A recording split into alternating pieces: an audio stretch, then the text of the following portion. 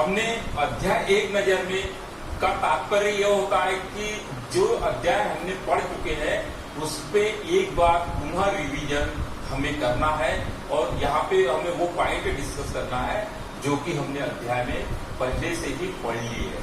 तो एक बार यहाँ पे क्या होता है, अध्याय पूर्ण रूप से हमें फिर से एक रिवीजन का मौका हमें यहाँ पे मिल जाता है। तो इसमें पहला जो पॉइंट दिया हुआ है, विभिन्न प्रकार की गतियों को जीवन सूचक माना जाता है या जा सकता है।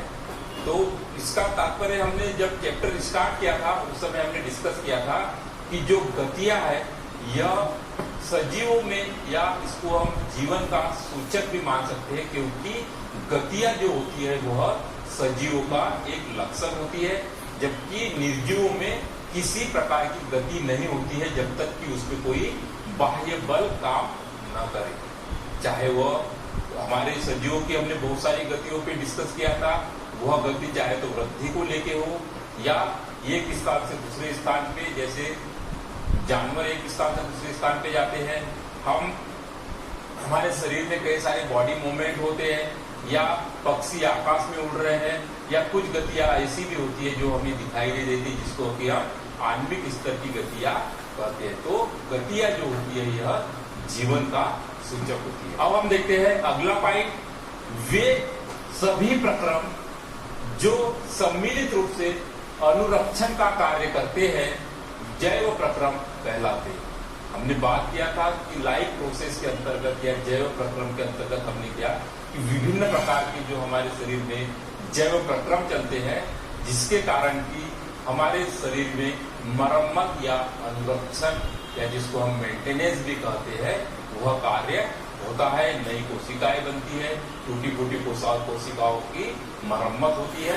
तो यह लाइफ प्रोसेस जो होती है वह निरंतर चलते रहती है। अब अगला पॉइंट, जीवन के अनुरक्षण के लिए पोषण, शोषण, शरीर के अंदर पदार्थों का सहवन तथा अपशिष्ट पदार्थों का उत्सर्जन आदि प्रक्रम प्रमुख रूप से आवश्यक है। देखिए, हमने पहले भी डिस्कस किया था कि जीवन में जो अनुरक्षण होता है इसके लिए पोषण, शोषण, शरीर के अंदर पदार्थों का सहवन तथा अपशिष्ट पदार्थों का उत्सर्जन आदि प्रमुख रूप से आवश्यक होता है। हमने इस चैप्टर में जो लाइफ प्रोसेस है जिसको हम जैव प्रक्रम कहते हैं, इसमें हमने पाचन, पोषण के बाद हमने पाचन के बाद हमने शोषण के बाद हमने परिवहन, और परिवहन के बाद उत्सर्जन। यह सभी लाइफ प्रोसेस के पार्ट है, अर्थात कि इसको मिलके ही हम जैव प्रक्रम को सुचारू रूप से चलाते हैं। अब अगला पॉइंट, ऊर्जा के स्रोत जिसे हम भोजन कहते हैं तथा इसे बाहर से शरीर के अंदर लेने के प्रक्रम को हम पोषण कहते हैं। जैसे हमने डिस्कस किया था कि ऊर्जा जो होती है हमें कहीं न कहीं बाह्य स्रोतों से हमें प्राप्त होती है, और इनको हम अपने भोजन या जिसको हम आहार बोलते हैं, इसके द्वारा हम बाहर से शरीर के अंदर लेते हैं। हम भोजन खाते हैं तो वह पोषक पदार्थ जो होते हैं वह हमारे शरीर के अंदर जाते हैं, जिस क्रिया को या जिस प्रक्रम को हम क्या करते हैं, पोषण या न्यूट्रिशन कहते हैं। इसमें कार्बोहाइड्रेट, इसमें वसा, इसमें प्रोटीन, इसमें खनिज लवण, इसमें विटामिन, और हम इसको जल को भी इंक्लूड कर सकते हैं। तो यह हमारे क्या है, प्रमुख पोषक तत्व होते हैं। अगला पॉइंट, शरीर के बाहर से ऑक्सीजन को शरीर के अंदर एक स्थान से दूसरे स्थान ले जाने के प्रक्रम को सहवन या वहन कहा जाता है। हमें पता है कि हमारे शरीर में परिवहन तंत्र के माध्यम से विभिन्न प्रकार के पदार्थों को एक स्थान से दूसरे स्थान पर ले जाने का काम होता है, जैसे ऑक्सीजन और कार्बन डाइऑक्साइड, या मैं बोल सकता हूँ कि विभिन्न प्रकार के पोषक तत्वों की भी हमने बात की थी। तो यह सभी रुधिर के माध्यम से परिवहन होता है। कुछ हार्मोन्स होते हैं, कुछ खनिज लवण होते हैं, हमारे पोषक तत्व होते हैं। और यहाँ पे हमें ऑक्सीजन की बात की है कि ऑक्सीजन को भी हम हमारे शरीर में रुधिर के माध्यम से एक स्थान से दूसरे स्थान पर ले जाते हैं और इस प्रक्रम को हम वहन या संवहन कहते हैं। अगला पॉइंट, शरीर के बाहर से ऑक्सीजन को ग्रहण करना तथा कोशिका आवश्यकता के अनुसार खाद्य स्रोतों के विघटन में उसका उपयोग करना श्वसन कहलाता है। तो हमने डिस्कस की थी कि शरीर के बाहर जो हम ऑक्सीजन होते हैं, यह ऑक्सीजन का उपयोग हम कहाँ करते हैं? कोशिकीय श्वसन, जो कि हमारे शरीर में माइटोकॉन्ड्रिया के ऊपर ऑक्सीकरण की क्रिया होती है, उसमें हमें ऊर्जा तथा कार्बन डाइऑक्साइड तथा जल वहाँ पे मुक्त होती है, तो उस क्रिया को हम श्वसन क्रिया कहते हैं। अगला पॉइंट, जब रासायनिक अभिक्रियाओं में कार्बन स्रोत तथा ऑक्सीजन के उपयोग से ऊर्जा प्राप्त की जाती है तो अनुपयोगी एवं हानिकारक अपशिष्ट उपोत्पाद बनाते हैं, जिससे बाहर निकालना अति आवश्यक होता है। इस प्रक्रम को उत्सर्जन कहते हैं। तो हमारे शरीर में विभिन्न प्रकार के क्या होते हैं? रासायनिक अभिक्रियाओं में कार्बन स्रोत तथा ऑक्सीजन के उपयोग से ऊर्जा प्राप्त की जाती है। हमें पता है कि कोशिकीय श्वसन में हम क्या करते हैं?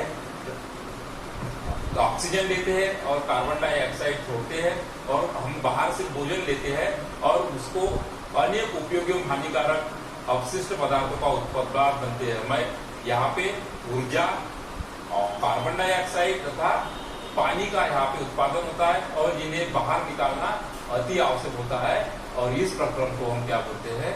उत्सर्जन कहते हैं। अगला पॉइंट, जो जीव कार्बन डाइऑक्साइड एवं जल के रूप में सरल पदार्थ प्राप्त कर पोषण के लिए जटिल पदार्थ स्वयं तैयार करते हैं, वे स्वपोषी जीव कहलाते हैं। देखिए कितना बढ़िया पॉइंट है ये, कि जो जीव कार्बन डाइऑक्साइड एवं जल के रूप में सरल पदार्थ प्राप्त पोषण के लिए जटिल पदार्थ स्वयं तैयार करते हैं, वह स्वपोषी कहलाते हैं। अर्थात जो जीव कार्बन डाइऑक्साइड, जल, ये क्या है? सरल पदार्थ है, और पोषण के लिए जटिल पदार्थ स्वयं तैयार करते हैं।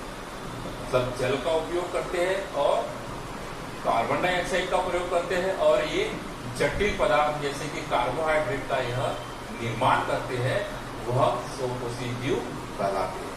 अगला पॉइंट, सभी हरे पौधे तथा कुछ जीवाणु स्वपोषी जीव कहलाते हैं।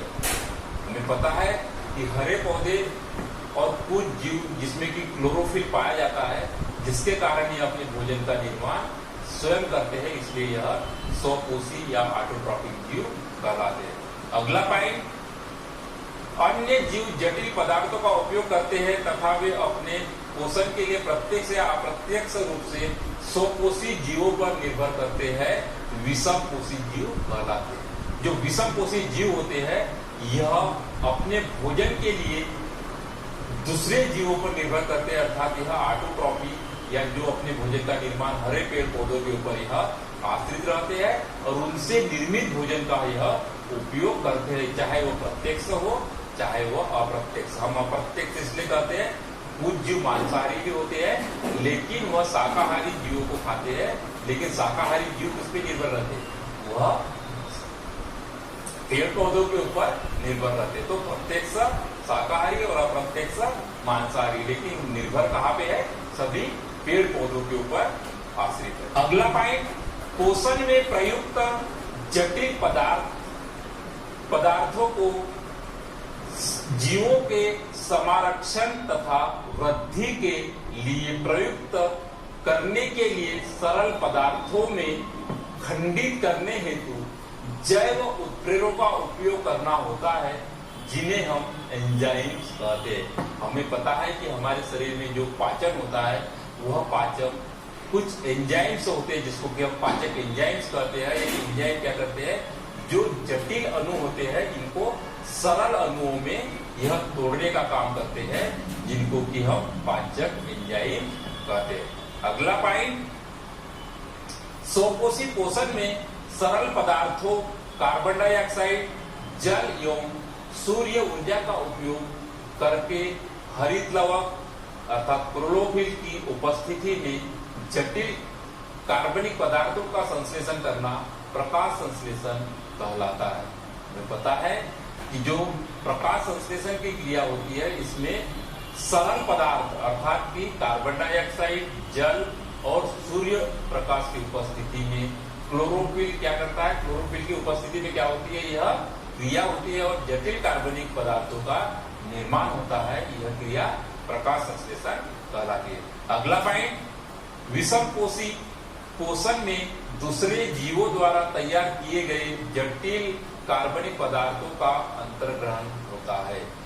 हमें पता ही है कि जो विषम कोशी जीव होते हैं यह विशेषकर पेड़ पौधों के द्वारा जो जटिल कार्बनिक पदार्थों का निर्माण होता है उनका अंतर्ग्रहण या जिनका यह भोजन के रूप में इसको प्राप्त करते हैं, जिसको हम अंतर्ग्रहण कहते हैं। अगला पॉइंट, मनुष्य में ग्रहण किए गए भोजन का विखंडन भोजन नली में विभिन्न चरणों में होता है। इस प्रक्रम को पाचन कहते हैं। हमें पता है कि जो मनुष्य में भोजन के पाचन के लिए एक तंत्र विकसित होता है जिसको कि हम आहार नाल कहते हैं या पाचन तंत्र कहते हैं। पाचन तंत्र प्रमुख रूप से आहार नाल होती है और इसमें माउथ से लेके एनस तक यह एक नली होती है और यहाँ पे यह भौतिक और रासायनिक क्रियाओं के द्वारा हमारे भोजन का पाचन होता है, अर्थात कि जटिल अणु जो होते हैं वह सरल अणु में परिवर्तित होते हैं और इस प्रक्रम को हम पाचन कहते हैं।